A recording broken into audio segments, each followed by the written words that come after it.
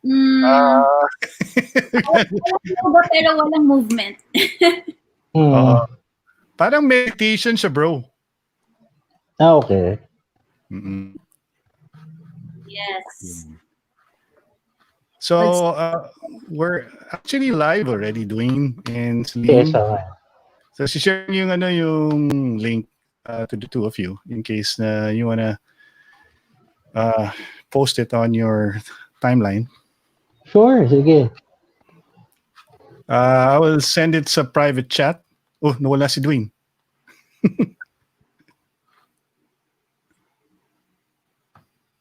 Anyway. So, yun, Sen. So, Ricky, ka kanina, talk. That's cool. Yeah. Interesting. Oh, nawala si Dwayne. Oo nga eh. Ano kaya nangyari kay Dwayne? Baka, ayan si Dwayne dyan. Oh, sorry, naputol yung connection. Okay lang, Dwayne. No problem. I believe this is your first time to do something like this, right? No, kay Mark Lopez. Kay Dun Mark. sa studio. Yes, doon sa sa vlogging ngayon. Cool.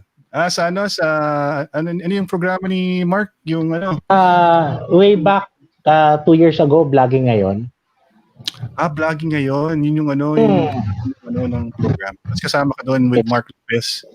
No, hindi. Nag-guesting ako. Nag-guest ako one time kasi may issue regarding doon sa sa real numbers doon sa anti-drugs. So, yun naman yung tinakel namin na issue. Okay. Sige, explain natin kay Celine yan in a bit. But before we do anything else, let's start. Let's do it officially by doing this.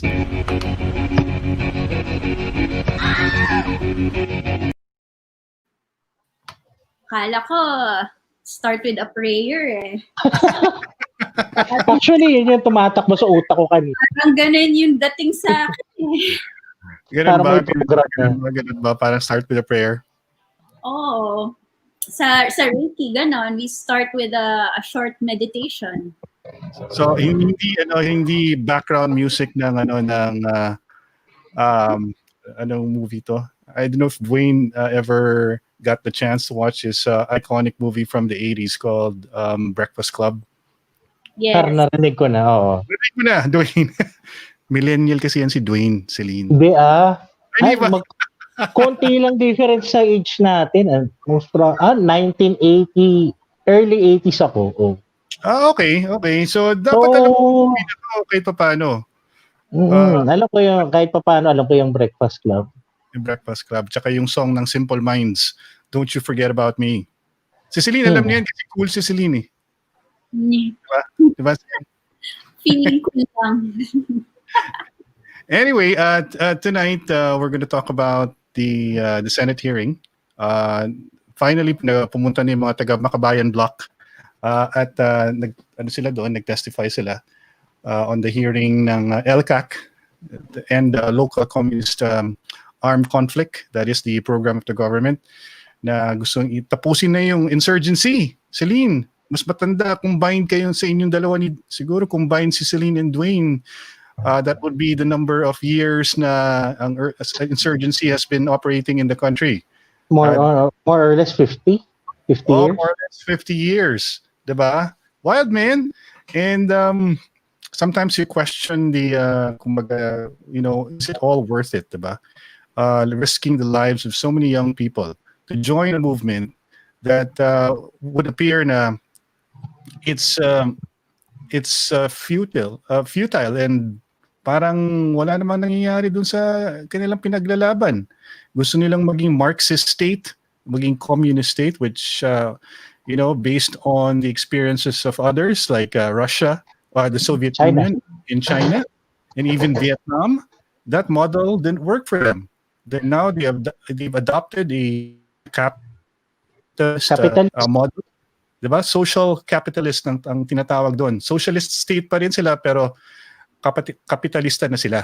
Nagpapasok na sila ng foreign investments sa kanilang mga bansa.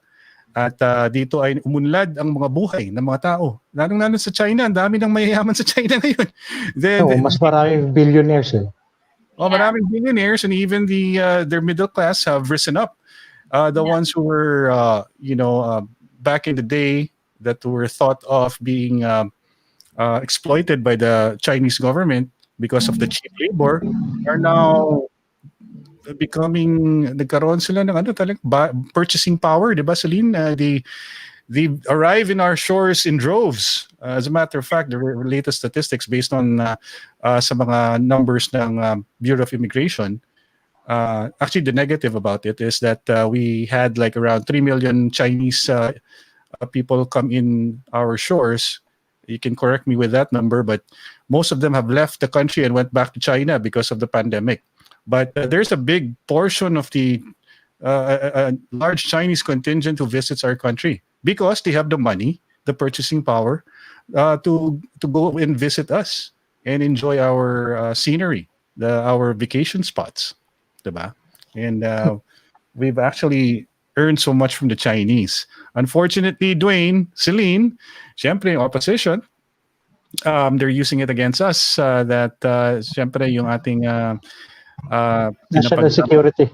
a national security issue, and we also have an issue with yung ating dinidispute na territory sa China Sea, or we call it the West Philippine Sea.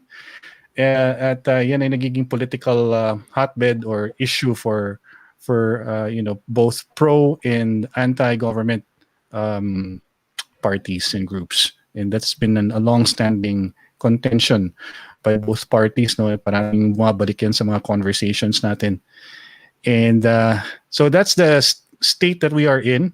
And now we have a Senate hearing that happened yesterday. Nag-usap nandun yung mga personalities like si Ilago, who represents the Kabataan Party List. We have sino nandun pa? Sino yung mga notable doon, Dwayne? Tawag dito. Si Congressman, kanina lang nakikita ako sa kanya doon sa sa isang post eh. Teka lang Kalimutan ko.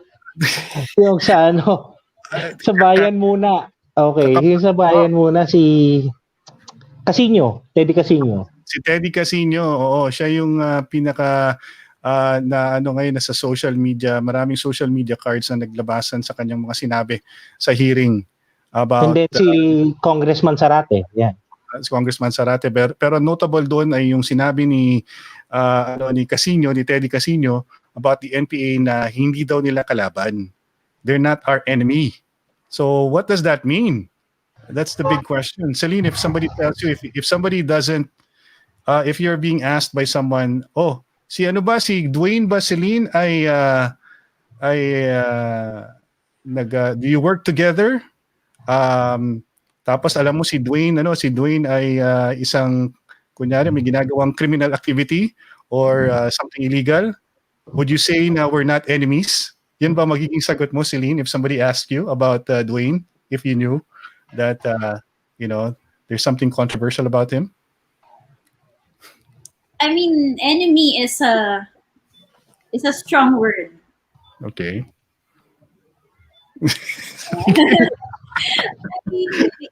Yeah, but would you go out of your way to say that na hindi ko naman kalaban si Dwayne, 'di ba? Pero di ba? Walang plausible deniability na you are explicitly explaining to the person asking you, especially if the person is conducting an inquiry about it. Di ba? A person of authority. If you're in the Senate, would you actually say something like that, knowing that this person ay merong issues na pinapag-usapan sa Senado? Would you say na hindi kami magkalaban? Ano yung sabihin nun? I don't think ano relevance nun kung sorry, medyo out of, parang I just feel like that statement has nothing to do with what they're trying to prove. Well, the reason why the Makabayan bloc personalities are at the Senate is because there's merong claims by the government that the Makabayan bloc has been they've been the legal front of the CPP-NPA. So they're using all our system. They've infiltrated it legally by having all these legal fronts like the Kabataan Party List. You have the Bayan Muna. They're all legal because they're being nasa sila, nasa Kongreso sila eh. But there are claims nga that they're actually part of a bigger organization controlled by the CPP-NPA. If not controlled, they are actually helping them, or they're one and the same. As sa evidence ng Dwayne, di ba, nung merong video yata si sino sa Netherlands? Si Jose Marie Sison. Season.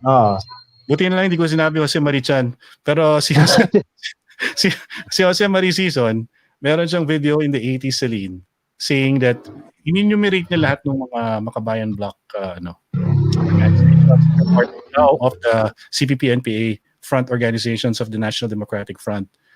So, yun ang pinapag-usapan sa Senado ngayon, Celine.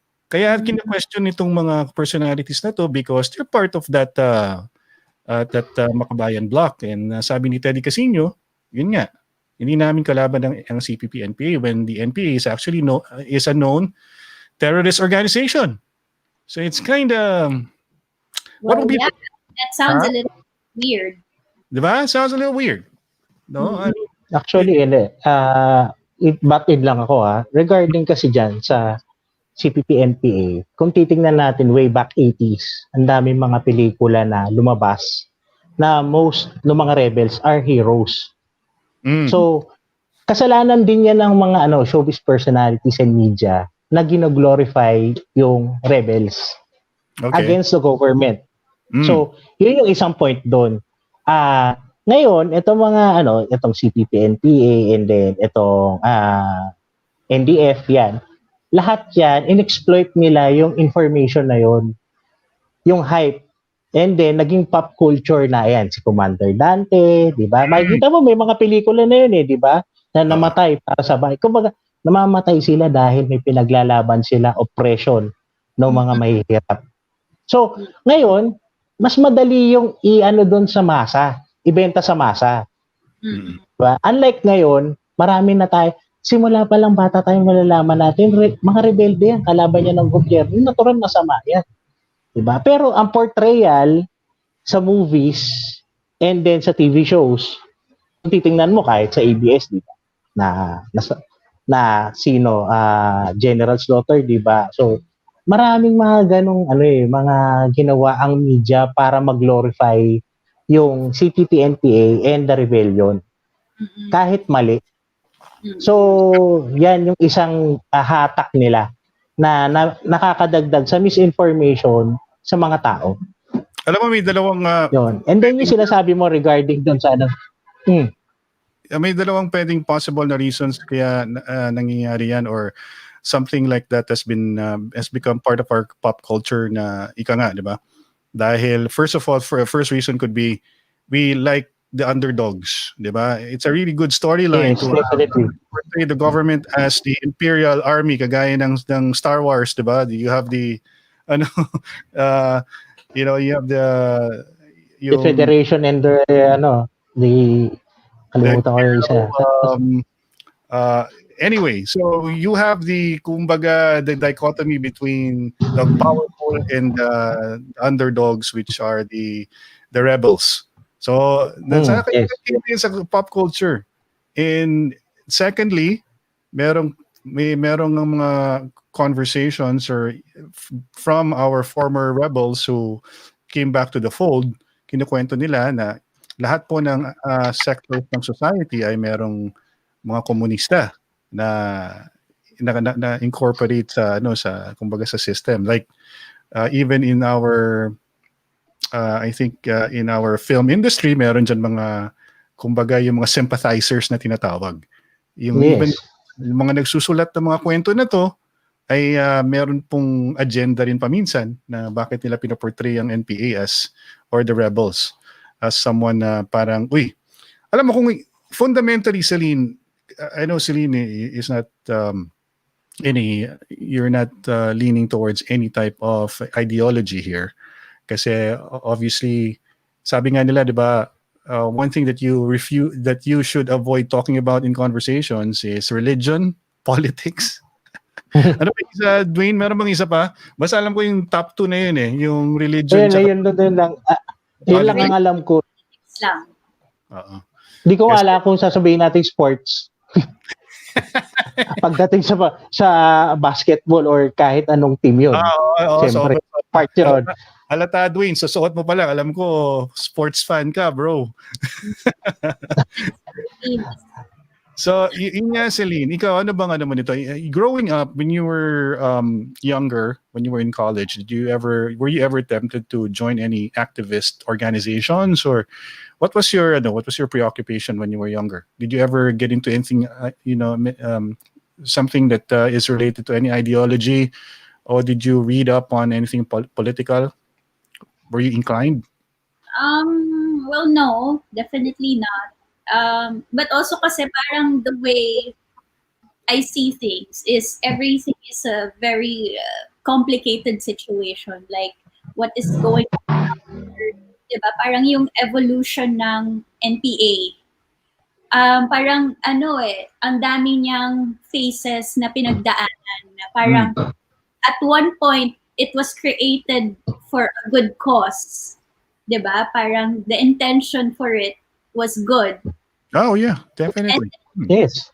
And then biglang, 'di ba, nahaluan, nag-change, biglang nag-iba na yung objective and even the people who are involved. Tapos biglang nahaluan na rin nung mga what Dwayne mentioned na people took advantage of the position of how it was, and then now the misinformation. So now parang there's ang dami na niyang mixed messages, 'di ba? And the people who don't really follow, like me, like hindi ko na alam kung saan ako lulugar, 'di ba? Kasi halo-halo na. And yun nga, parang dami na niyang sobrang na niyang complicated ngayon na ang dami ng conspiracy theories, and from someone on the outside looking in, parang nakakalito, 'di ba? Tsaka hindi mo na alam ano ba yung totoo, 'di ba? Tsaka sino ba yung paniniwalaan mo? Alam mo, Celine, you represent a huge population, a huge chunk of our population in terms of the perception of the rebellion, the NPA. To them, kasi parang ano sila eh. Kasi alam mo, if their ideology or their beliefs actually resonate with the majority of the population, we wouldn't be talking right now. I think they'd be the ones in power, diba? So fundamentally, there's something wrong with their messaging and what they're trying to do. It doesn't really connect with the majority of the people, even though we have about 70 to 80% of our population who live in poverty. Kasi parati nilang, yan ang kanilang reason parati, yun ang kanilang pinapaglaban eh, na magkaroon ng equality nga, di ba, na tinatawag dahil, di ba, ibagsak, tuta ng Amerikano, tuta ng China, parating gano'n. Mga feudalist daw, mga yung mga, tapos mga imperialismo, mga ganyan, mga banat nila. Na, yung mga pasista, yan, banat nila na yan. Kaya ayaw nila. At first, yung 2016, medyo connected sila kay Digong kasi alam nila socialist si Digong. Diba? Yung personality, yung ideology ni Digong is more on, he wants to empower the people. So that's basically sort of similar to what they're trying to do. But when they realize na there's no such thing as a coalition, na hindi nila kaya na i-convince si Digong na maging part sila of government kasi yun ang negotiate nila sila nung nanalo si Digong, they were hoping that they will take part in government. They will play a more major role than actually, naging part sila ng government. Hindi sila naging part sila. Naging part talaga sila. Ang masaklap, ang masaklap, ginamit nila yung government funds, allegedly, based sa intel, sa AFP. Ginamit yung government funds para, like sa DSWD, na sinasabi ng intel, allegedly, na napupunta daw yung mga bigas or pagkain na hindi naman dapat mapunta sa NPA. 'Di ba? Kasi hindi naman sila sumuko eh. Kung sumuko ka, okay. We have no problem with that. Pero kung yung pang pondo na gagamitin ng gobyerno para sa social welfare, makikihati yung mga nasa bundok na kumakalaban sa gobyerno, parang ginigisa naman yung taong bayan nun, di ba? So, syempre, aalma rin si PRRD. Yun yung isang problem doon.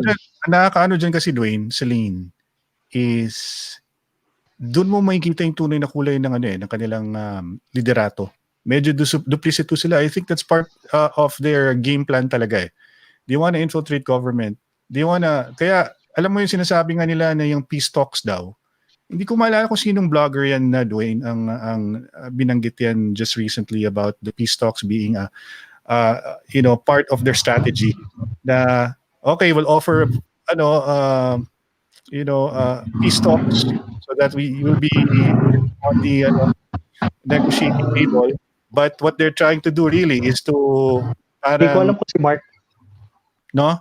So, naging na yan, parating ginagawa na nila yan all through the years for the last few decades. The CPP-NPA hierarchy has been using the peace talks as their way of parang reinforcing their forces or increasing their ranks to get a breather from regrouping. Parating nga na ginagawa nilang but ultimately, in the end, what they want is to take over government, 'di ba? Hindi na yun maalis. And sabi nga ng mga former rebels na who started helping the government in giving information on what the rebels are trying to do, to them this is a protracted war. Celine, it's kind of they romanticized rebellion. To them, mamatay na lang kami, tatanda kami, puputi na lang buhok namin, yung mga anak namin ay paglalaban pa rin ang rebellion. Ang yung bagong lipunan, ano bang tawag nila dyan, Dwayne? What's the catchphrase for the rebellion? Do you want the Kilusan. Ang alam ko, kilusan ang tawag nila eh. Sa kilusan, di ba? At yun lang advantage nila yung kasi kilusan ng alam ko na kilusan ng inaano. Ang advantage kasi nila, Celine, Dwayne, is that our presidents change, our administrations change, and they'll always be there. As long as balik natin ang main advantage nila. Sorry, Dwayne. Celine, continue your what were you saying? Yun nga yung parang what's confusing about their fight is the leadership changes every few years. Parang that's really weird kasi syempre with every leadership may kanya-kanyang group, 'di ba? Tsaka may kanya-kanyang way of doing things na parang regardless who's there, parang they're never satisfied, 'di ba? So, yun yung parang medyo confusing on their side dun sa pinaglalaban nila. Kasi parang siguro paiba-iba rin yung mga pinaglalaban nila. Tama ka, Selena, kasi may layers to it as well because we can differentiate between their leadership, who are the older ones, diba, Dwayne? Yan yung mga matagal na dyan, yung mga kagaya ni Casino, yung mga kagaya ni Renato Reyes, yan yung mga lumang tao na yan, matagal na yan sa kilusan. But yung mga bata na inire-recruit nila, iba yung pananaw nila doon sa kanilang, diba, sa kanilang organisasyon. To them, that's why they are able to recruit people from schools like UP, PUP, is because medyo idealistic pa itong mga to at meron silang bata pa idealistic bata pa at karamihan ng kanilang mga ini-exploit are the ones na medyo may problema sa pamilya, yung may mga personal problems sa family, and then they were able to convince them that we are a family, we can take you on, this is something to fight for, mauna ang bayan kaysa sa pamilya. Paminsan nga, nauna pa yung mga parents. Kaya nga may group of parents now who are really fighting against them. Kasi maraming mga na-recruit na mga kabataan na napinsala. dahil dito sa kalokohan na to. And you can't blame the parents for being aggrieved by their situation. You wanted to say something, Celine? You wanted to add something? Oh, and I think kasi the children or the millennials, the younger millennials of today, I think they're very vulnerable and susceptible to this idealism because I think the way they were brought up with the digitalization, 'di ba? Misinformation, parang they're really wanting to fight for something real. Mm-hmm. So parang like I think that right now that's being taken advantage of. Kasi gusto nila maging inclusive. Oo. May gusto agad nilang may ambag sa bayan. May masabi, the it factor na, uy, may nagawa ako. Yun yung hindi katulad natin na nung teenager years tayo, uy, maghahanap ang girlfriend. Yun yung mga uy, punta ako sa concert. Ganun yung mga kaya may mga extracurricular activities. Ngayon hindi, more on gusto mong may ilagay ka bigla sa yung mga likes sa Facebook, Twitter, nag-engage ka, and then sa tingin mo talaga may ambag ka kasi uy, cool. Pero pagdating sa papuntahin mo talaga yan na magrarally yung mga katulad ng mga generation ng EDSA 2 and EDSA 1, talagang pupunta talaga. Ngayon hindi mag-Twitter party na lang. Yun yung mga nakikita nila More on nasanay sila na sa digital age. So, yan yung makikita mo sa kabataan. And then, yung sinasabi mo, Ron, regarding doon sa protracted, actually tapos na dapat to Ang problem natin is yung Constitution, remember? Pinakawalan nila sila Joma. Nila Cory. So, ngayon, then yung Constitution natin naging focused on human rights. So, bawat galaw exploited ng kabila ng mga rebels yung human rights. Kita mo? Diba? So, yun din kailangan yung nilalaban natin na constitutional change dapat talaga, and then yan sa party list, bakit may mga groups na align sa sa left? So, dapat maayos yan sa constitution Yung mga isa yan dapat yung mga loophole. Si Celine nga kinukonvince namin na maging advocate for constitutional reform. Kasi hindi naman siya apolitical siya, but if you're going for if you are going to share a bit of your time and effort on a good cause, constitutional reform siguro would work for you, Celine, kasi it's not dependent on any personality whatsoever. It's really diba? I'm opposed to it. And I know there really needs to be a change. Na siya, hindi na siya relevant today.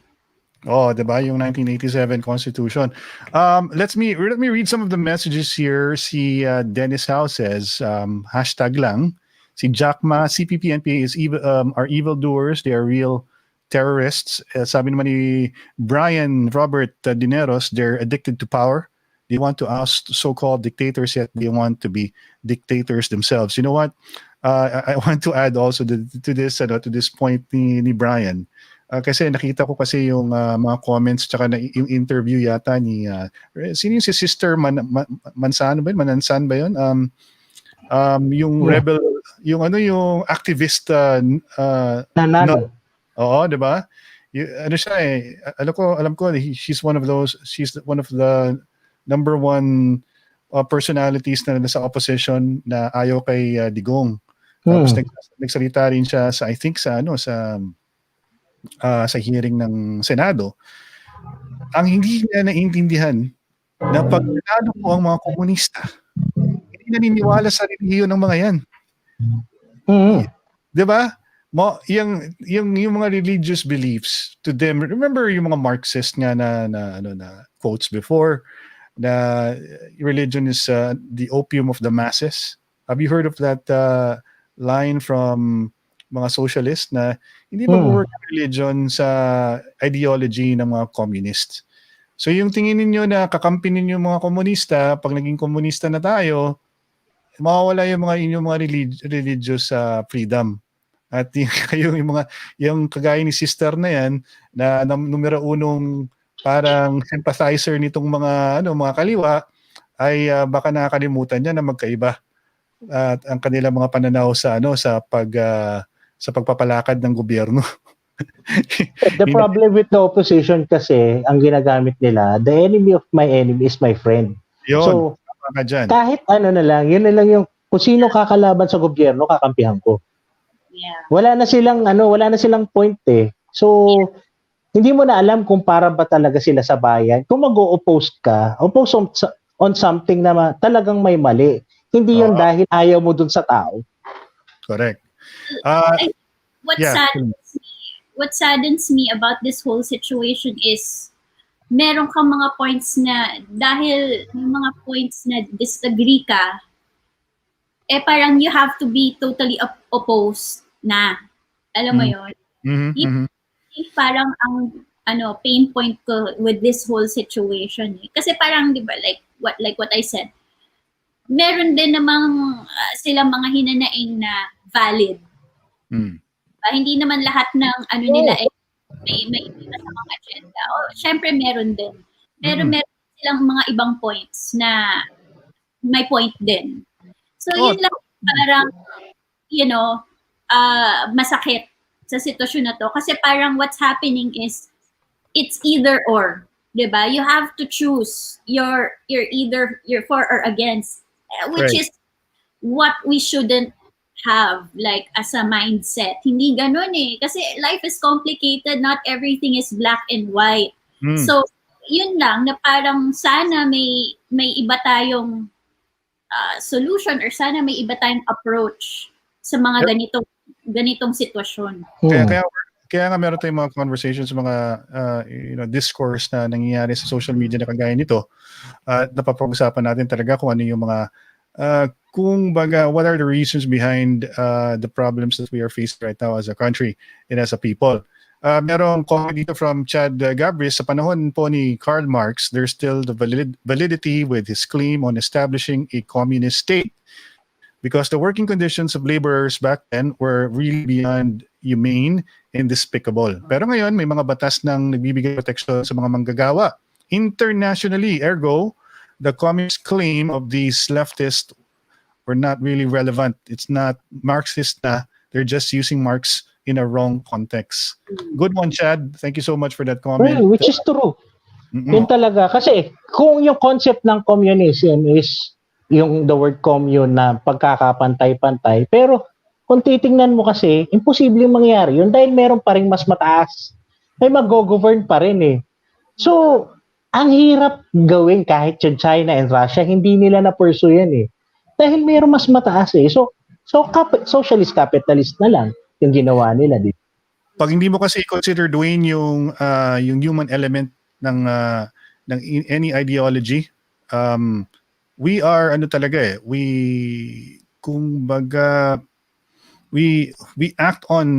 Generally people act on impulses eh. And it's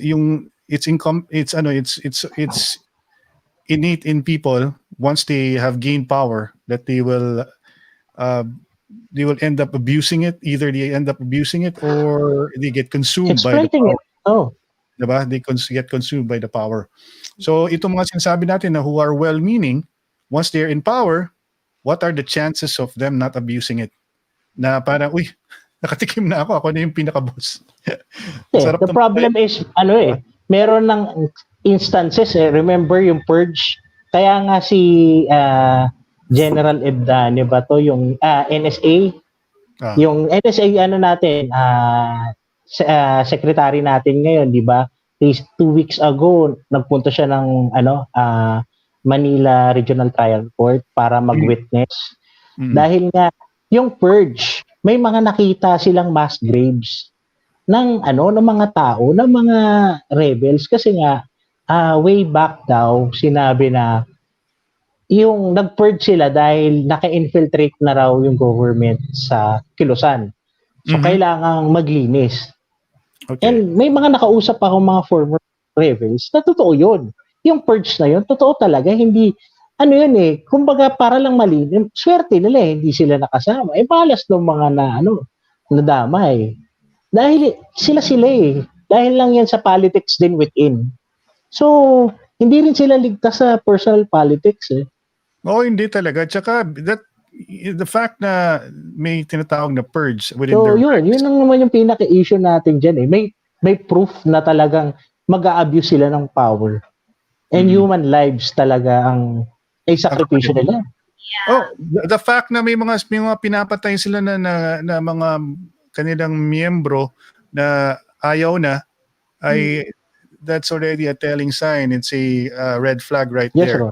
that there is something wrong with their kumbaga their ideology. Kasi if they're willing to shed blood for them to gain power, then that in itself already has an inherent problem that will not fix society itself. Kasi pag meron ng ganung klaseng usap-usapan and you're no different from the people that you fight, how better are you than the ones that you think are evil, diba? If you've been doing the same thing.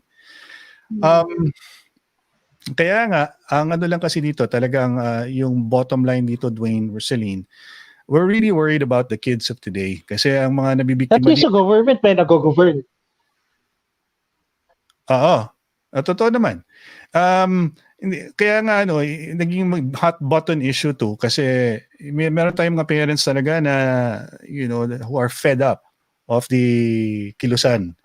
And they're sick and tired of them recruiting their kids.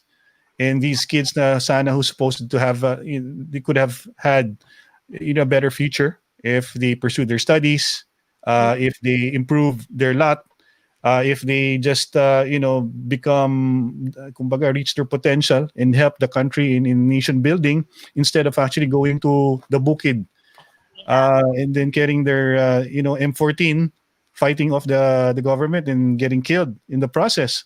Diba sayang yung buhay, sayang yung talino nila, doon lang nauwi. Actually, nasama ako sa isang briefing ng LCAC, NTF LCAC. Ang sinasabi kasi 80%, almost around 80%, mga IT yung mga nasa bundok, and then 20% lang yung galing talaga sa sa mga schools, di ba?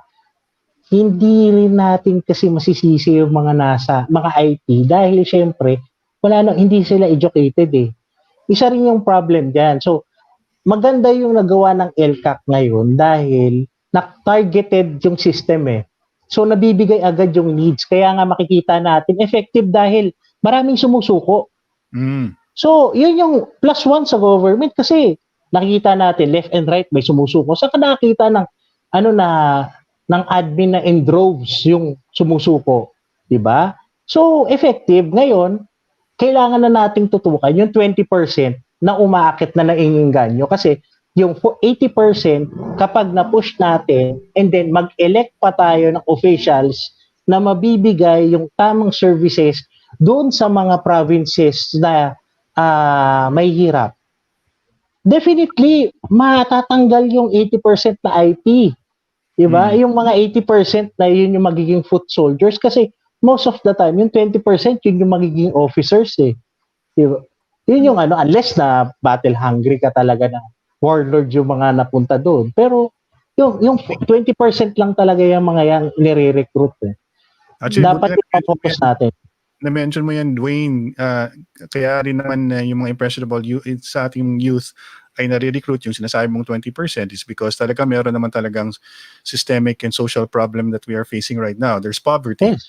And when there's poverty, especially if you have people who are desperate and or they're easily swayed by any type of persuasion from a group that's claiming that you want equality. If you're ang parati nilang sinasabi sa kanilang sa argument nila is the current system is broken. We have corrupt officials. Our government is corrupt. You need to join us so that we can destroy the enemy and we can take over and then there will be equality.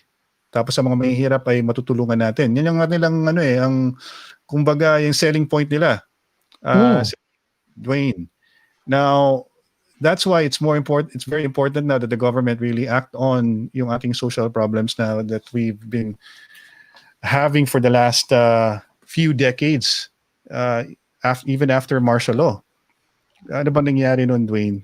1987, 1986, nagkaroon ng people power, and then, people were believed that the changes will be sweeping. Yes. Ito naman talaga yung pagkakapaniwala eh. Diba, Cory symbolized talagang pagbabago. Yung ating mga mahihirap ay matutulungan. Si Celine had the experience of actually working in Singapore. Singapore in the 50s was a very poor territory of Malaysia, and they were let go by Malaysia. They were pinabayaan sila, parang bahala na kayo sa buhay niyo. Ganyan nangyari sa Singapore. And Singapore was bereft of corruption back in the day. Alam ba niyo yung history ng Singapore? Ang daming corrupt sa Singapore noon. Yung ang kanilang police, ang kanilang police was very corrupt. And then they actually had parang a department in government that's supposed to curb corruption in government, but they were also infiltrated by corrupt officials. And then when Lee Kuan Yew came to the picture, they totally changed it. I think there was even a huge sign of, kumbaga, they actually wore white. Alam mo ba itong story na to, Celine? Yung nagsusuot sila ng puti to symbolize cleansing of the government. And that's what they did. And they formed what? One smart thing that he did, si Lee Kuan Yew, was, kasi diba nung mga time niya, marami rin mga gangs, mga gangsters. He recruited them to join, to be part of the government. So, okay. Instead of him catching them, he brought them to be part of his team, and they were the ones who actually started the enforcement of the new laws that it was tough. I knew in the beginning, diba, there were a lot of liberties that were sacrificed by the people. Yes. But it was something that they agreed to because they wanted change. Tama. Ang operative word nga for Singapore, hindi nga kung sana lang magkaroon ng change of heart ang ating mga kapatid na komunista. Ang magandang i-apply sa ating bansa ay kung ano yung ginawa ng Singapore, yung tinatawag na meritocracy. Na kumbaga, if you work hard, you get rewarded for it. Yung kung anong input mo, ganoon rin yung output na lalabas. So we have to fix the system to operate that way, na magiging conducive for any citizen.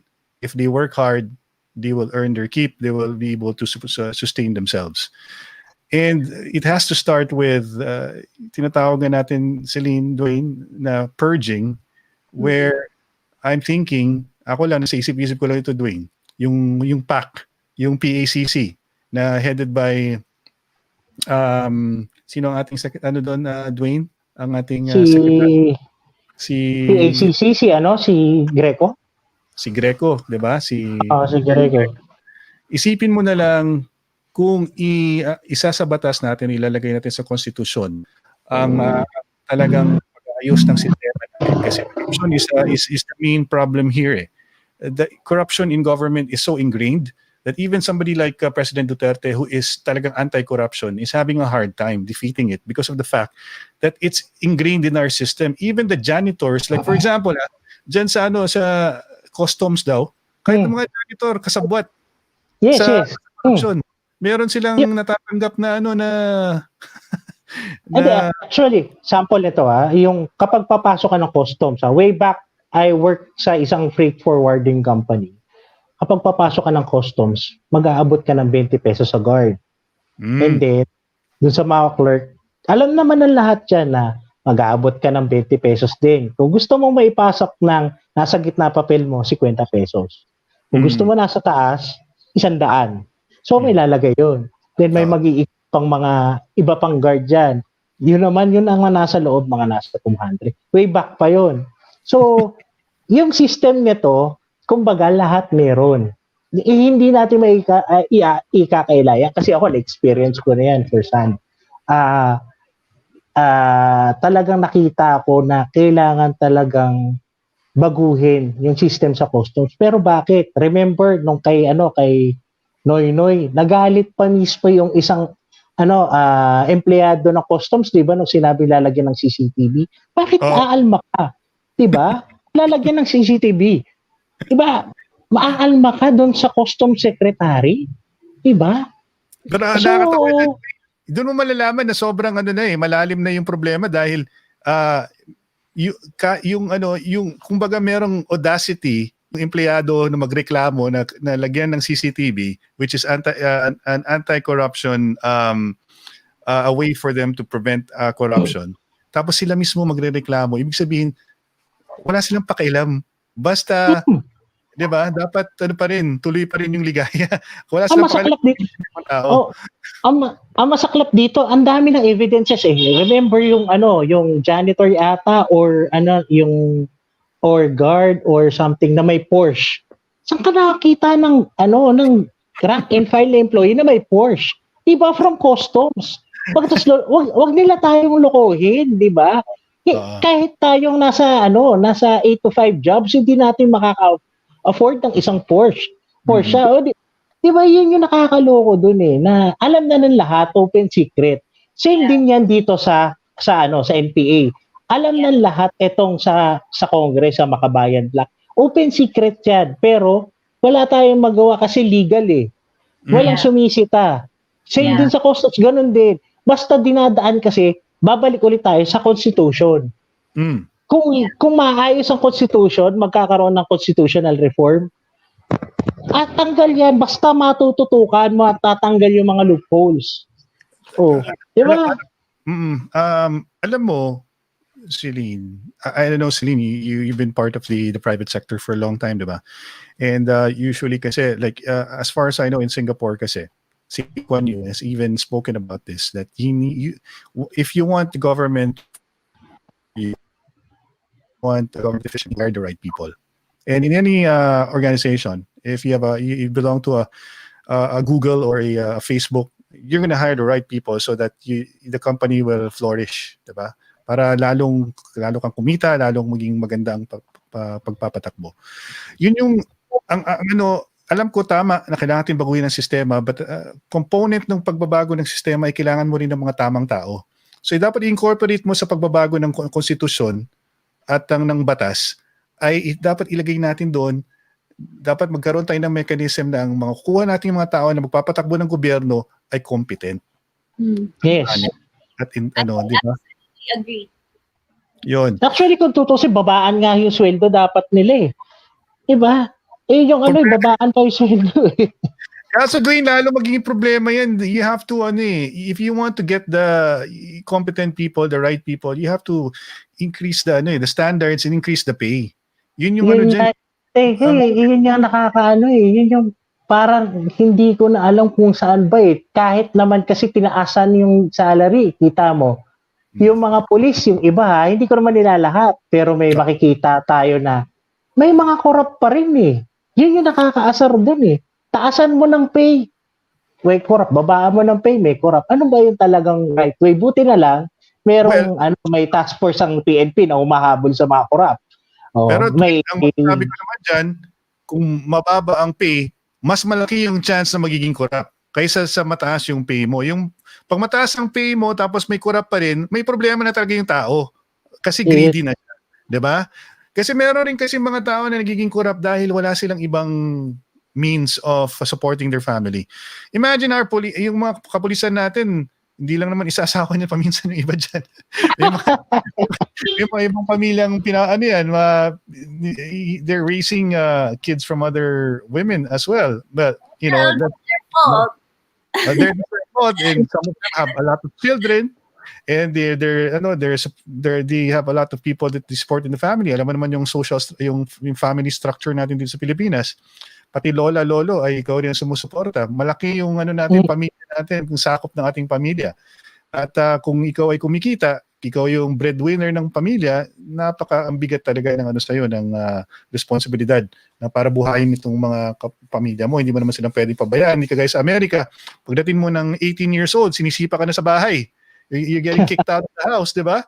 Wala masyado yung attachment between parents and children sa Amerika. Kaya nga doon, may mga serial killer, may mga, may mga maraming loko-loko, may mga pumupunta sa psychologist dahil may issues sila in terms of their relationships with their family, their parents. Dito sa atin naman, ang maganda sa atin is very tight-knit ang family sa atin. Unfortunately, the problem is we have to support a lot of family members for us to survive.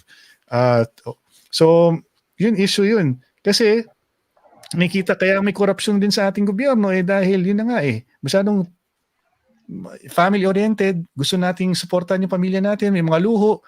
Alam mo, paano kayong gagawin to? Siguro, pwede namang padrino-padrino na lang or konting padulas na lang dyan. Di ba, Celine?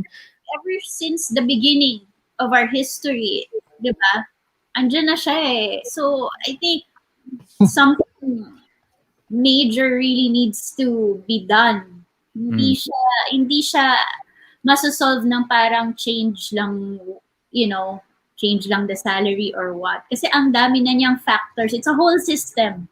Diba? It's a systemic problem.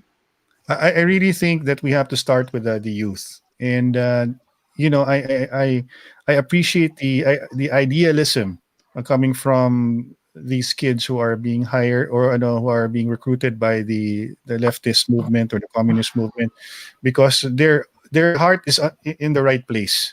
That I can say about that.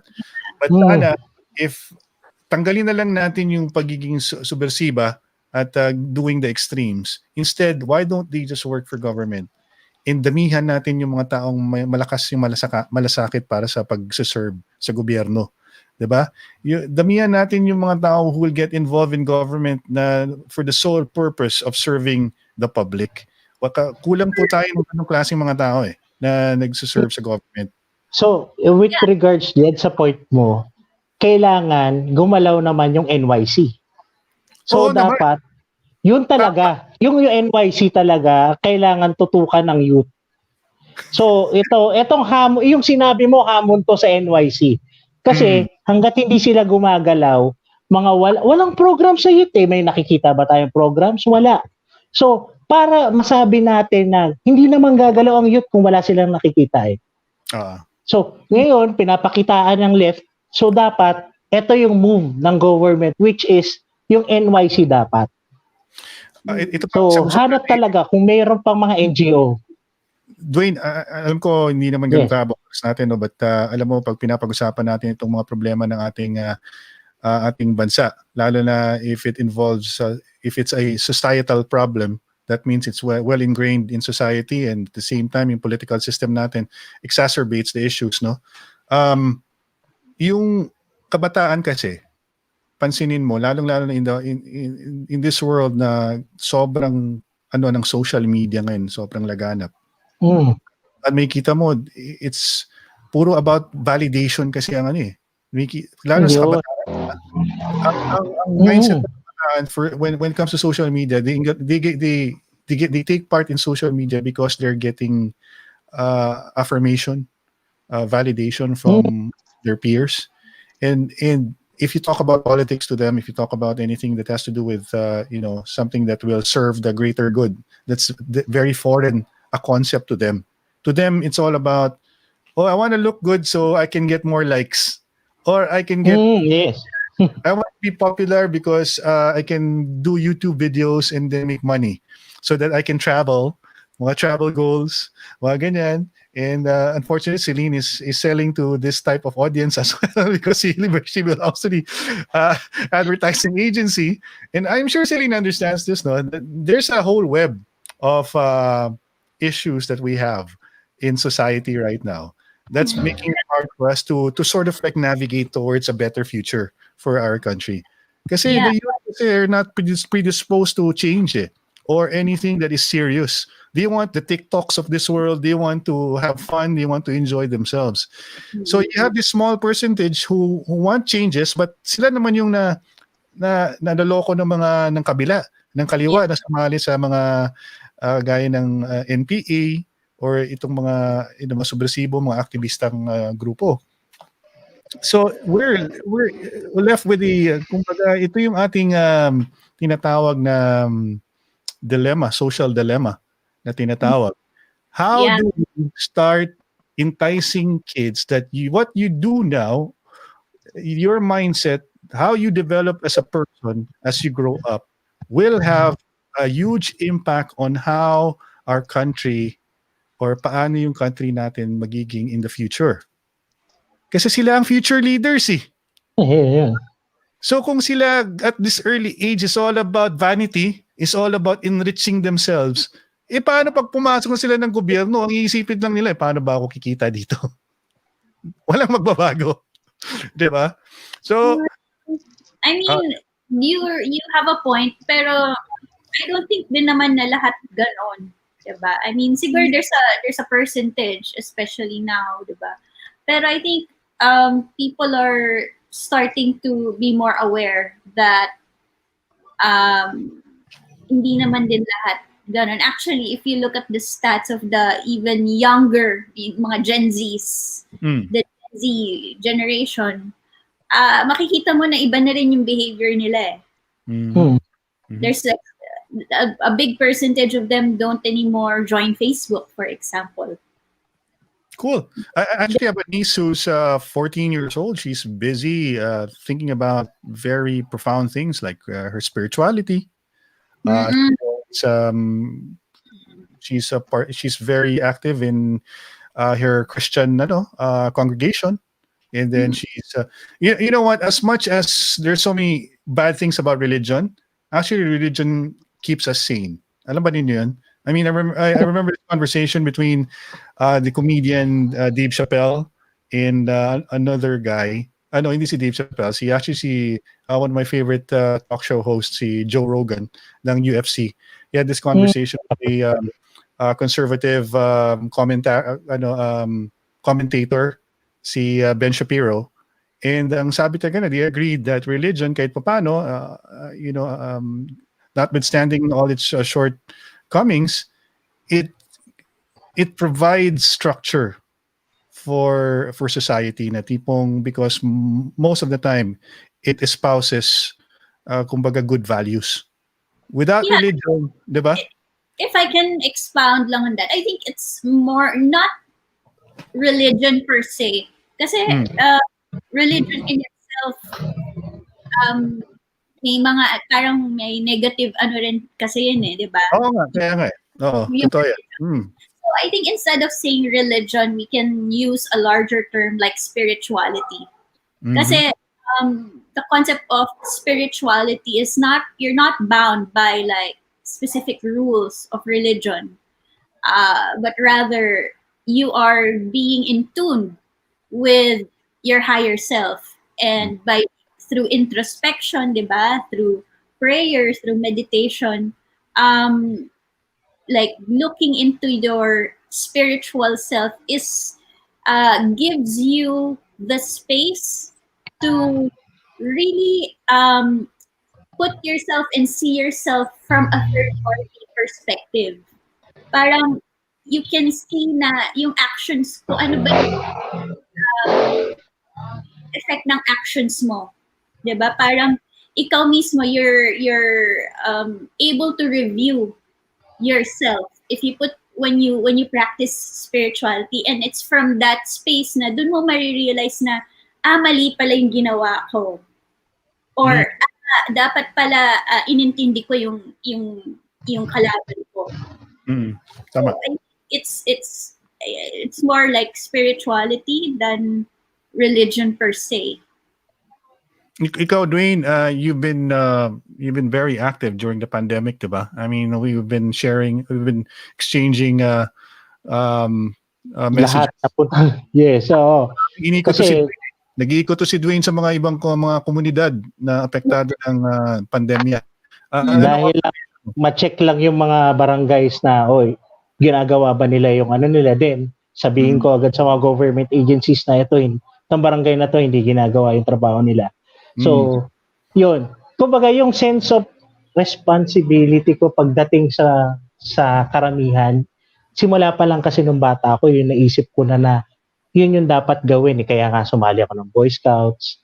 So, yun na lang yung kulang ngayon eh. Wala na mga organizations na katulad ng Boy Scouts, ng CAT, ROTC, na instilling discipline. And then, ang kagandahan sana, tumulong din yung private sector in enriching the knowledge of the youth, na may matutunan sila na may iaambag sa community. Kasi nga, tulad nun, sample natin yung sa Boy Scout, kapag Boy Scout ka, ang dami mong values na matututunan, ang dami mong first aid matututunan mo, di ba? So, ganun din sana, mag-isip sana ang private sector, hindi yung kita lang, kasi sa totoo lang, alam naman natin may kita pero dapat maglagay sila ng kahit ilang percentage ng aspect lang na, uy, makatulong man lang ako sa community. By starting, pwede sa youth, pwede dun sa mga out of school youth, magtutok sila, diba? Para dun sa mga street kids, kung mabibigyan lang kahit books, hindi lang, at least matuto sila. Yun yung isang nakikita ko na ambag. And then, doon sabi, katulad ikaw si Lina, sa media ka, nasa agency, tama ba? At agency or something.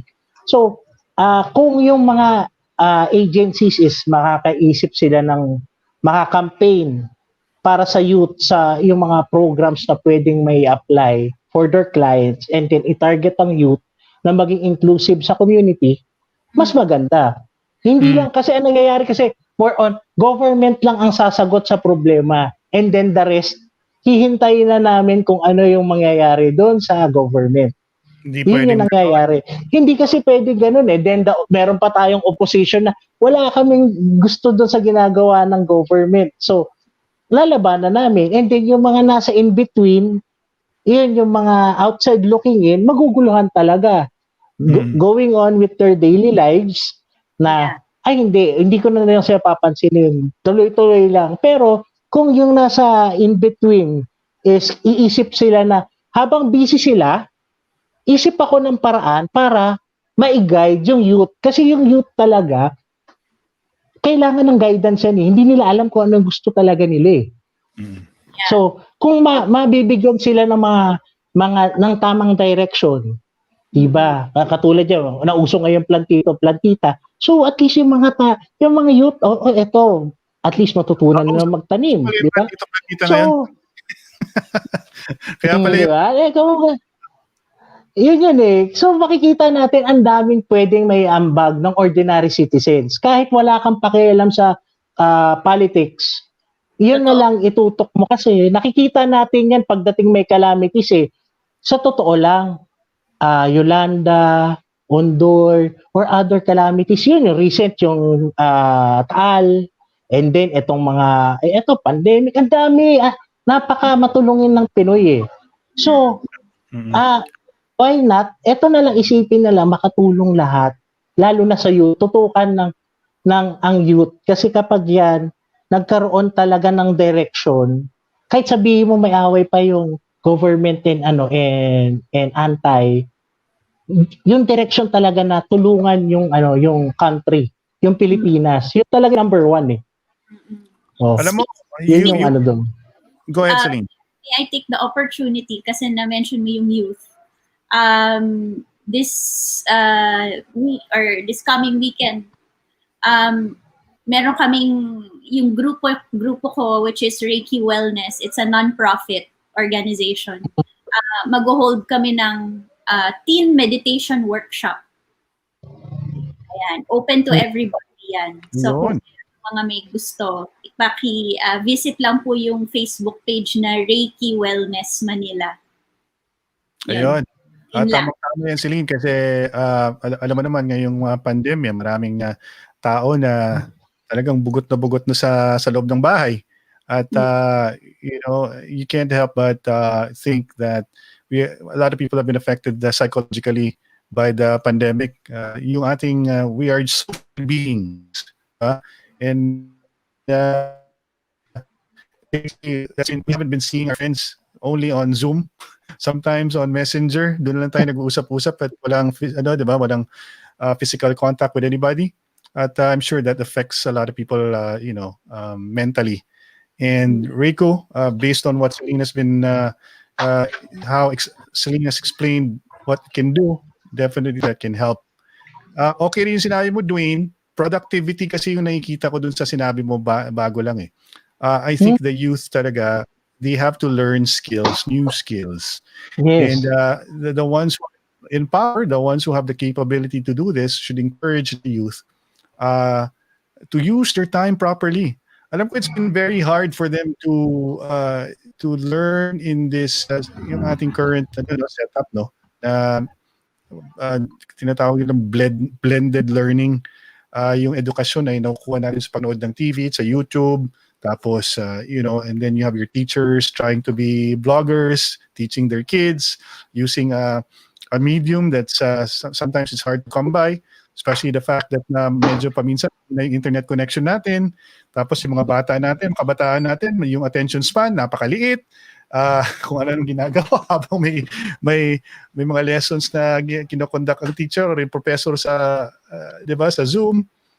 At definitely bumaba rin quality of education natin in the last few months. So these are the things that we have to face.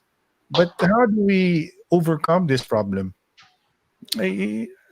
Part of it, I had this conversation, Dwayne, Celine, by the way, with one of the congressmen, si Congressman Pulong Duterte.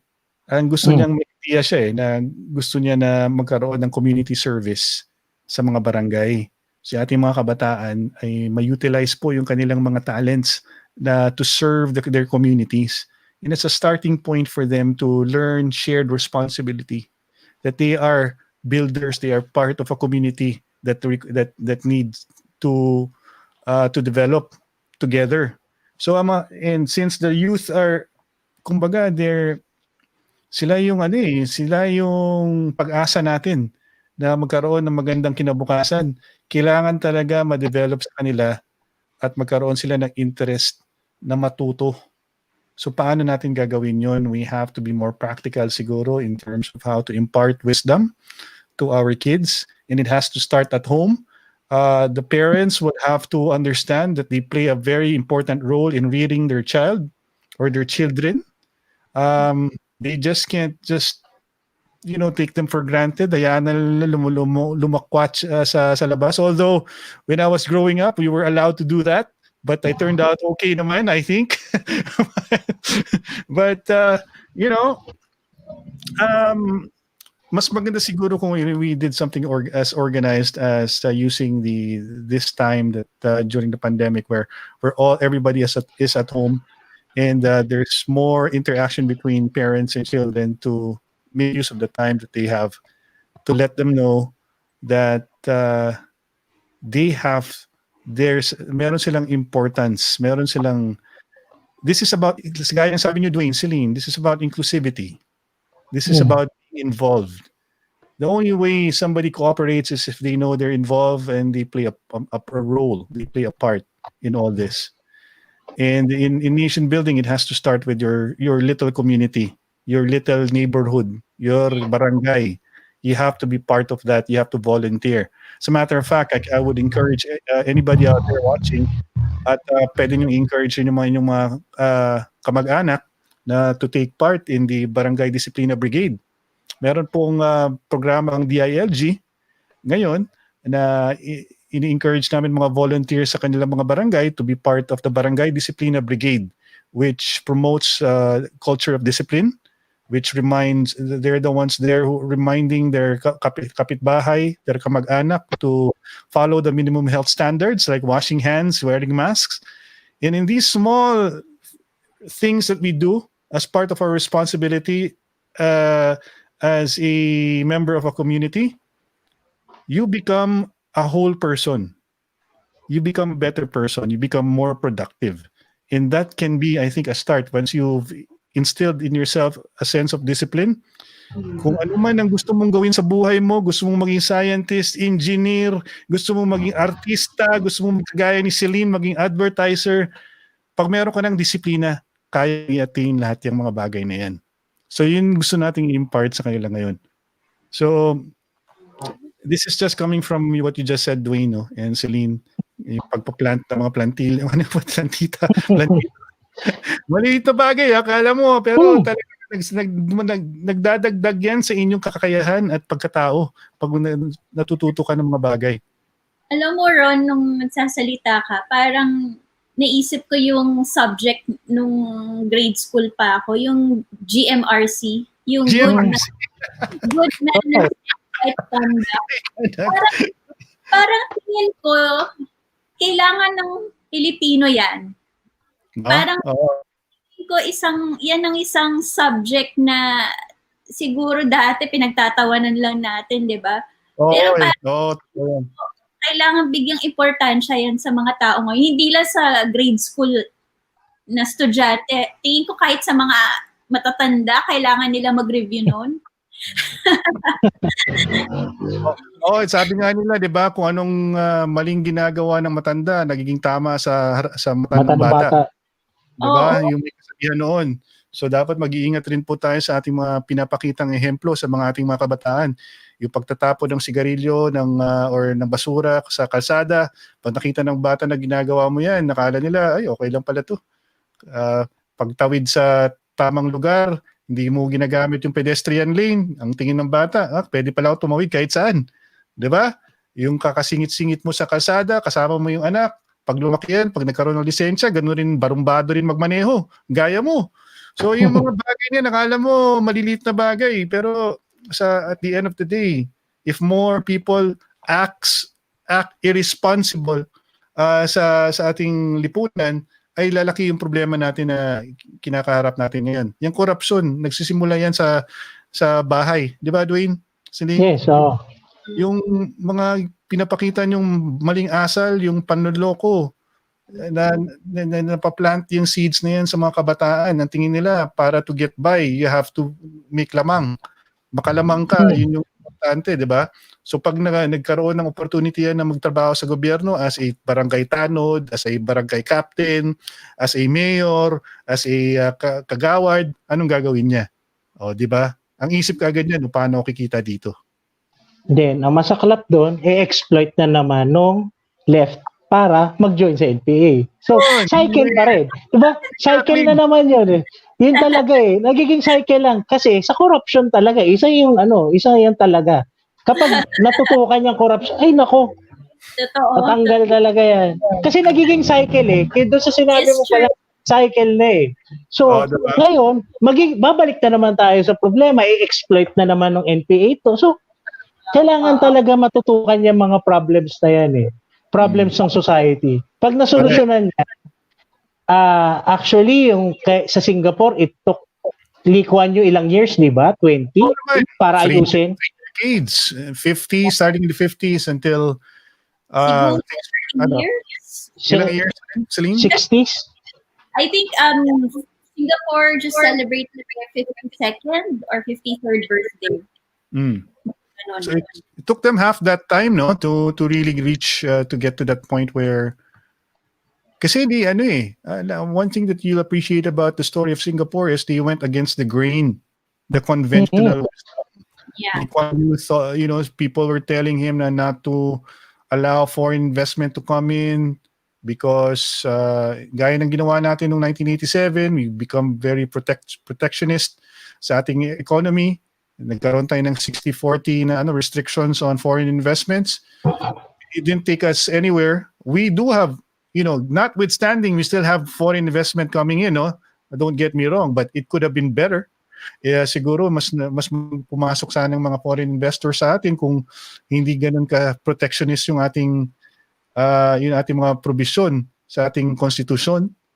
Diba? Can you imagine, Dwayne, bigla na lang may mga papasok like companies like Walmart at magtatayo ngayon sa mga lugar kagaya ng Sorsogon, Masbate, Lanao, 'di ba?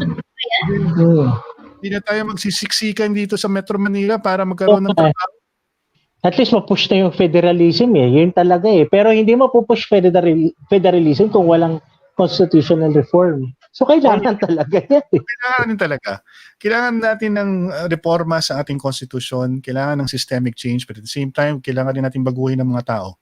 Kailangan natin baguhin yung mindset. Yung pag-uugali natin na lahat shortcuts. Kailangan yung lalong-lalo na sa mga syudad, kagaya ng Metro Manila, na ang feeling ng isang tao, pag hindi ako kung hindi ako manglamang, baka ako ang lamangan. 'Di ba? May kita mo yun sa kalsada. Kaya may mga mahilig sumingit dahil feeling nila ako sinisingitan sisingit na rin ako. Lahat naman ginagawa yun Bawal dumaan diyan, dadaan pa rin. Bawal umihi diyan pa rin umihi. Siya rin diyan rin umihi. Ganun parati yung pag-iisip natin porket pag red light, diretso yung isa, diretso rin yung isa dahil red light kasi walang tumatawid. Yung mga ganyang mga pangugali na kailangan baguhin at ang problema niyan it's a long-term solution. It's a long-term process for us to be able to fix something as systemic as that. Na ingrained na not only in the system that we have right now but also in the way people think. Medyo it's a social problem that needs to be fixed and it has to start with the youth. And the youth unfortunately is very apathetic.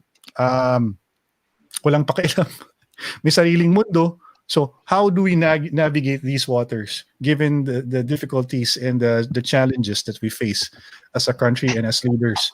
Like you, Dwayne, Celine, who are very outspoken, we're doing a program on social media trying to enrich the understanding of people who watch our program and to give them a different insight, and to make them understand that they also play a part in their small in a very small way, that they themselves can be the agents of change within their communities and their families. Diba? So, yun siguro ang tinatry natin yung part ngayon sa ating programa ngayon, Dwayne, Celine.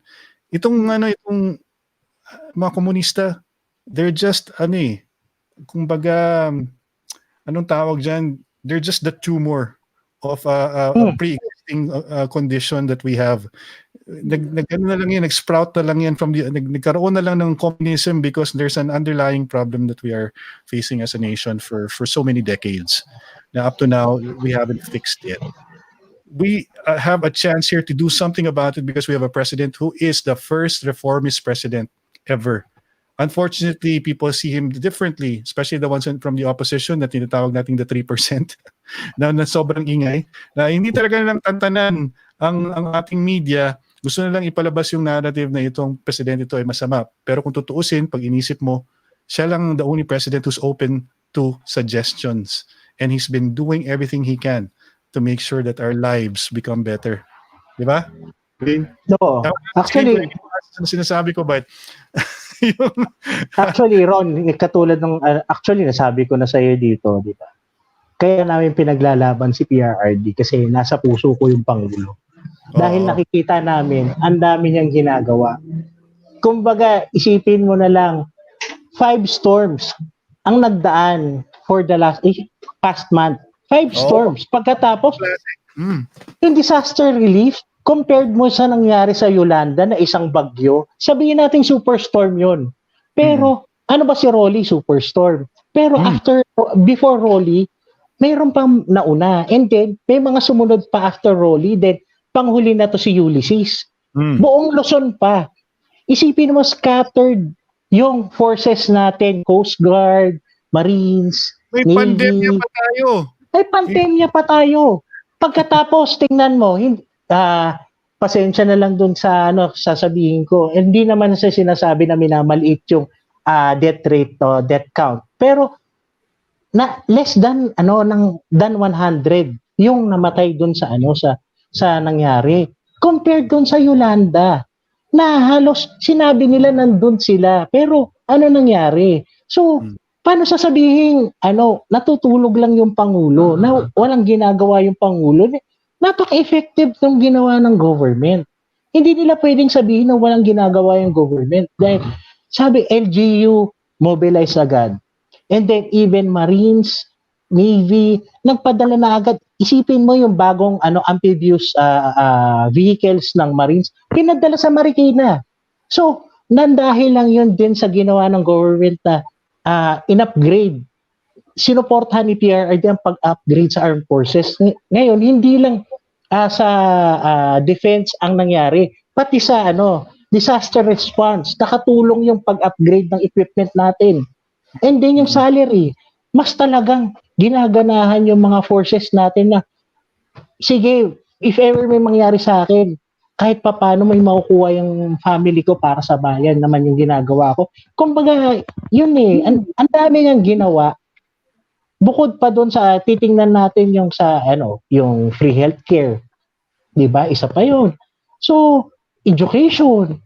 Ang dami kapag piliin natin, then build. I want to explain to Celine kasi Celine kasi the last Wednesday medyo nag-over ako eh.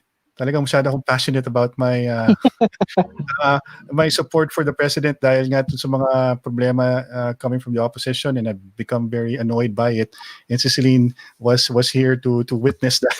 So, I'm just telling you, Celine, somebody like Dwayne, who's a big supporter of the president, alam mo, hindi dahil sa kami ardent supporters of the president. The reason why we get frustrated also is because the other side, the opposition, all they've done in the last 4 years is to try to get rid of the president without any solution whatsoever, and without offering any solution to the current societal problems that we are facing right now, the systemic problems that we face right now. Para sa kanila, ang solution is to get rid of PRRD. Yun lang nila ang kailang pakay. Sino papalit mo? Si Lenny? Sino ipapalit mo? Sino sa opposition ipapalit mo? Yung the same cast of characters na palpak noon, sila yung ipapalit nyo.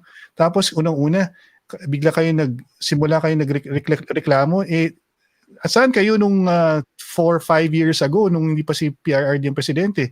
Di ba, nag-ano lang kayo, gumigimik lang kayo, nagpa-party lang kayo, nag-i-enjoy lang kayo habang 80% of the population mahihirap pa rin. Tapos bigla ngayon, all of a sudden, concerned kayo sa kanila o sa mga Pilipino.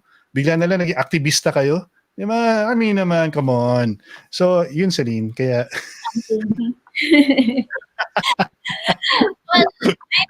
Well, you guys have very valid points. So, I think, so confident naman kayo, di ba, na maraming ginagawa ang Pangulo. Diba? Oh, yes. Uma-action. Yeah. So, alam mo yon, I think the majority of the people who have felt it will not oppose you as well. Which is very apparent now. That's why when they conducted the survey, the other side was very, parang adamant, hindi totoo yan, 91%. Sa totoo lang, kaya 91%, hindi dahil propaganda ng gobyerno, dahil may ginagawa talaga yung gobyerno na ramdam ng karamihan ng mga tao. 'Di ba? Kung sana nakikinig sila sila, ito anecdotal, but I hear this story all the time from any person, from every driver I've spoken to who drives a Grab, who drives a taxi, who drives a jeepney, a tricycle. They all say the same thing. Their neighborhoods, their communities have become more peaceful ever since Duterte became president. That says a lot. And a precursor to economic recovery or economic growth is peace and order. Di ba? Yeah. Well, so my point is, kung ano man ang sabihin, di ba, ng opposition, kung hindi naman totoo, then it's not gonna amount to anything. Yeah. Makulit lang talaga sila, Celine. Makulit lang sila. Tapos, actually, ang problema sa atin, Dwayne, our ears are on the grindstone most of the time, and when it comes to politics, we're very sensitive to these things. Unlike Celine, hindi niya pinapakinggan yung anong exposed to it. It's good din naman kasi to have like a healthy discourse and a healthy discussion. But kasi parang what's happening is nagkaka-personala na. Yes, yun talaga. Tawagin yung mga supporters ng presidente ng mga bobo. Ganun din yung sa atin, tinatawag silang bobo. Hindi, kasi ganun talaga nagiging toxic na talaga Pero pwede naman kasing healthy discussion lang. Kaso, syempre, ang problem kasi, pag sila naman nag-below the belt, biglang, imposible namang hindi kami pumalag. Sample natin. Balik natin Ayun na nga. Tingnan mo si Lenny. Sinabi niya walang ginagawa, natutulog lang yung ano. Sinunod niya, natutulog lang ang presidente. Kung ikaw tumutulong ka na lang may disaster relief, tumulong ka na lang.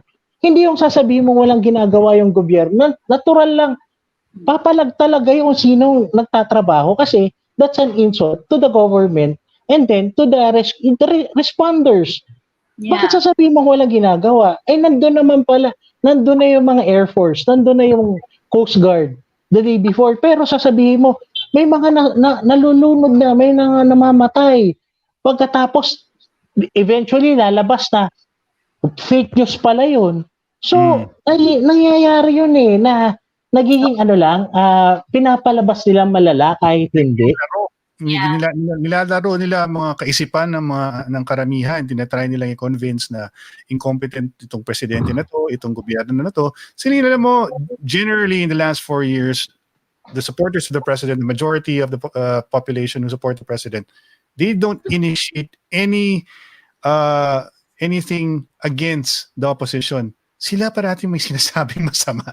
Itong mga supporters ng presidente nagre-react lang parati. Kaya yung nakikita mo na parang perceived na na arguments or away-away sa social media, isang grupo lang nagsisimula parati niyan, yung kabila. I think I mean, for me, both sides have faults, I mean, we can't help talaga na ma-personal.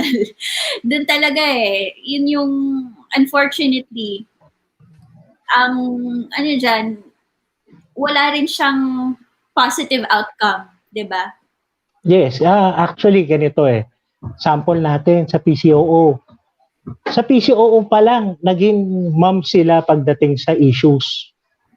Until recently Kasi tinatry ng PCOO na sige, maging neutral tayo kahit pero nagagalit yung mga government supporters dahil nakikita ang PCOO parang tahimik naman yung PCOO na supposed to be the government arm of communications para sa pag-disseminate ng information and countering the propaganda. Now, ganun na yung ginagawa ng PCOO. Nilalabas nila yung mga news na, ito si Lenny recently may mali. Pumunta siya ng isang lugar, pagkatapos hinahawakan niya, nakikipagkamay siya sa mga tao, pointing out yung mga mali ng opposition dahil hindi naman dapat Pero tingnan mo yung media, tahimik lang yung media.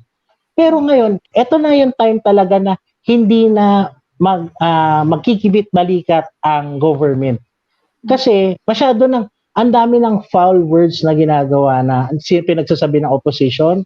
And then, to think na nilagay pa ng president ni PRRD si Lenny on 2 government of positions, then wala din siyang naiambag. So talagang talagang magiging all out na talaga to. Sorry na lang kung ito yung sa tingin nila reactive or something, pero hindi, nakita na natin na ayaw talaga nila makipag-cooperate Yun yung problem.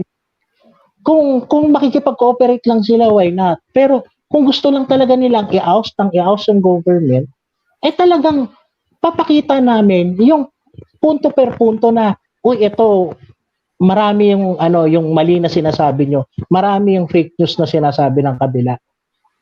So, kung may mali naman, katulad yung nangyari kay Sinas na nagkamali, kami rin naman ng mga supporters ng government, pinoint out namin yan.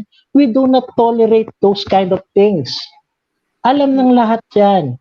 Hindi namin tinotolerate. Pag may nakita kaming mali sa government, pinopoint out namin. Hindi katulad nila kami constructive kami. Bakit sila constructive sila? Hindi.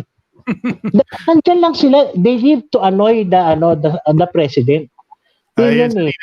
Ayun yung katotohanan dyan. For someone who is not aware of what's been happening.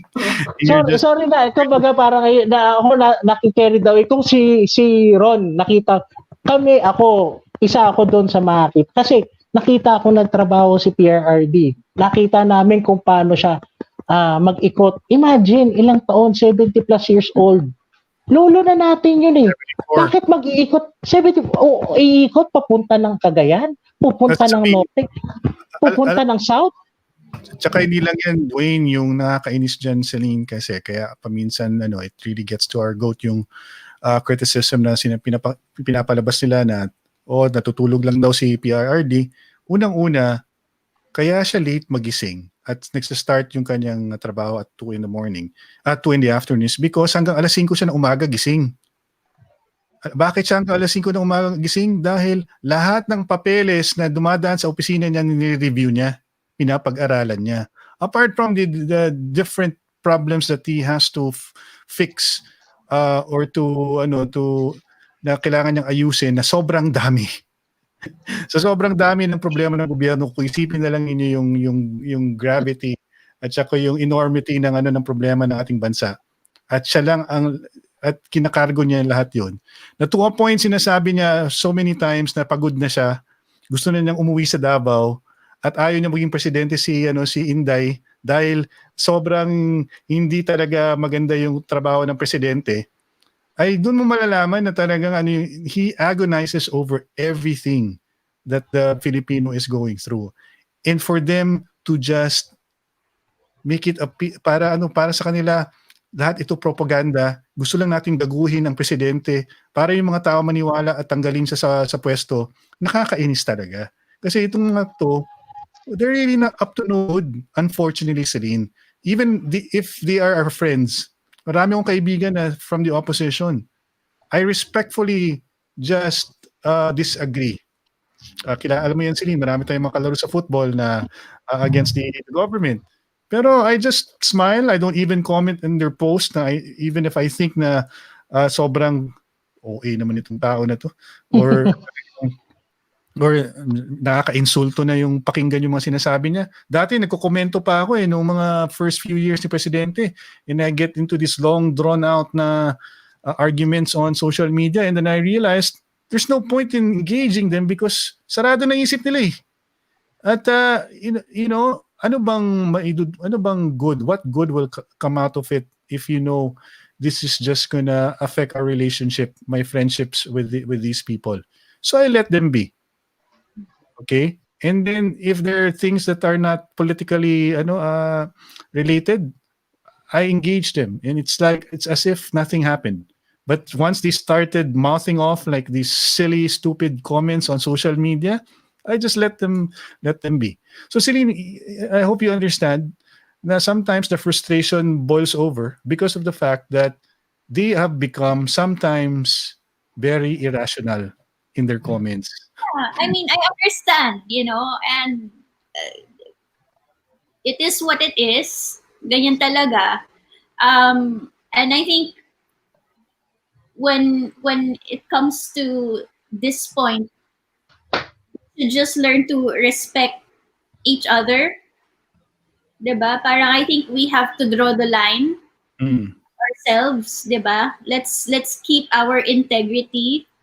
Let's keep our anong tawag doon? Yun, let's keep our integrity kasi alam mo yung pinaglalaban mo, 'di ba? Alam mo naman na ikaw yung tama. So, be the higher person, 'di ba? Tama. Parang be respectful na lang, parang kung talagang hindi kayo makapag-agree to each other, 'di ba? Parang okay, agree to disagree and leave it at that. Kasi madalas yung comment na yan, agree to disagree sa mga natin, 'di ba, mga debate natin sa social media. Kasi parang pointless na makipagtalo, mas lalo na pag nagiging personal na. So, parang ang gawin na lang natin is, okay, let's respect each other. This is our own perspective. What are the points that we can work on together? What are the things that we agree on? I think yun yung mas magandang way, maybe. Like, I don't. Well, sabi ni Marivic Solis, I think the root of the most of the hate that is felt by the supporters of the president is the hypocrisy that is shown by the antis, and that they refuse to listen to what is just, fair, and to check and balance. And she adds, what we just want is fairness and transparency. I've seen many supporters of the president na bloggers, hindi naman sila lahat I agree sa lahat ng mga bagay na ginagawa ng government at times. Nila ang mga maling nangyayari, tapos constructive talaga sila mag-criticize because gusto nila mabago ang mga mali kung may mali at hindi personal. Ang maganda rin dito, as we end our program tonight, Celine, Dwayne, is that more people are active in participating in our democracy by way of social media. Sa Facebook, we have an influx of supporters and even detractors who engage each other. And one thing that you'll find in common between the two groups is that most, not all, because there's just a small percentage na medyo maingay na nanggugulo lang talaga, pero marami din naman sa opposition na they are well-meaning. You know? So I think at the end of the day, what we need to realize is that there are more people now who are actively participating in our democracy and want things to become better for our country. So with that, Sen, do you want to impart a few things before we go tonight? Yes. So first of all, thank you for having me again, and it's so nice to have you with us, Dwayne. Thank you. Solid si Dwayne, man. Ako, available naman ako pagdating sa mga ganitong issues. Alam naman ni Ron yan pagdating sa pag alam ko yung issue, hindi naman ako makikisawsaw ng issue na hindi ko alam. Pero yun, thank you Ron. At naimbitahan mo ako dito na express ko and then nasabi ko yung ideas and then yung mga points na dapat makita ng mga tao. And then sana lang kung nakikita nyo may ginagawa yung government, supportahan natin. Kung may mali, i-call out nyo. Walang problema yata, pero i-call out nyo constructively. Yes. Yun lang naman eh. Hindi natin kailangan na sasabihin mo ang daming mali, natutulog lang yung yung pangulo. Hindi eh. Kung masasabi nyo, hindi sana hinanap nyo muna kung ano ba talaga yung totoo. So, yun lang. Maging open mind, constructive if ever magkikriticize. Yeah, and for me, be mature, diba? Be the bigger person, maintain your own dignity for yourself, and respect yourself and other people. At the end of the day, we're all Filipinos. We're all in the same team, diba? We all just want a good life. We're all human beings. So let's do what we can to help each other. Let's do what we can to support each other. Kasi kung mag-focus tayo sa lahat ng problema, mas walang mangyayari. Let's focus on the things that we can do, even in our own little ways. Kasi kahit ikaw lang, marami kang pwedeng gawin dyan sa pagtatype, diba? At isipin mo, yung ginagawa mo ba ay nakakadagdag sa gulo o nakakatulong? So, do something that helps other whatever capacity you can. Love to everyone. Good evening, and thank you sa ating mga viewers, and thank you for all the comments, and to all our repeat viewers. It's always a pleasure to hear from you and to see the discourse. It's very active. It's so beautiful that maraming mga concerned citizens of the Philippines, and let's continue to try to find solutions and be the solution, and be supportive of each other. Very good. Be the solution. That's a great way to end our program tonight. Thank you so much, Aline and Dwayne.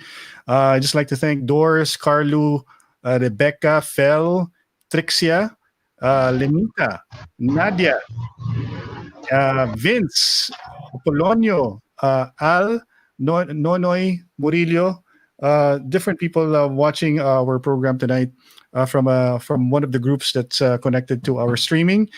Si Marivic, salamat Marivic for joining us. Thank you kay Jojo. Si Jojo yata fan ni Celine to eh. Lahat sinasabi, tama ka Celine. Ayusin. si Len, and si Edwin also, Alric, thank you so much for watching. Si Ray Bora Fama, and si Chad. We also have of course, si JB, ang kaibigan natin si JB Benviaje, kalaro natin sa football. Kilusan ng lamangan niyan. Those on top will reap the reward. Sorry na lang for the members. He's talking about the Communist Party. Si Brian, salamat rin. And also si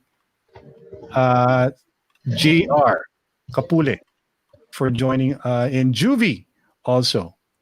So there, dami ninyo. I can't mention all the names, no, but thank you so much for joining us tonight. Si Ruben is watching all the way from Doha in Qatar. Yes, to all the Filipinos around the world, mabuhay kayong lahat. Yon. Dwayne, salamat Dwayne sa uli. Thank you. Sige, sorry. kapag message lang ako. Si Dwayne, last minute guest natin ngayon sa kasi sabi ko, sayang naman kung hindi natin itutuloy yung vlog tonight kasi wala si Mikel at saka si Eric.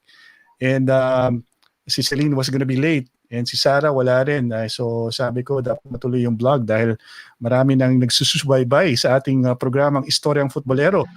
Every Monday, Wednesday, and Fridays. Fridays being the program for constitutional reform with Orion Perez Dumdum. So, subaybayan po natin yan ngayong Friday with Orion for our core talks, constitutional reform talks with the Correct Movement members as well. So that's coming this coming Friday. So salamat po. Wag natin kakalimutan yung mga reminders ng DOH at ng DILG.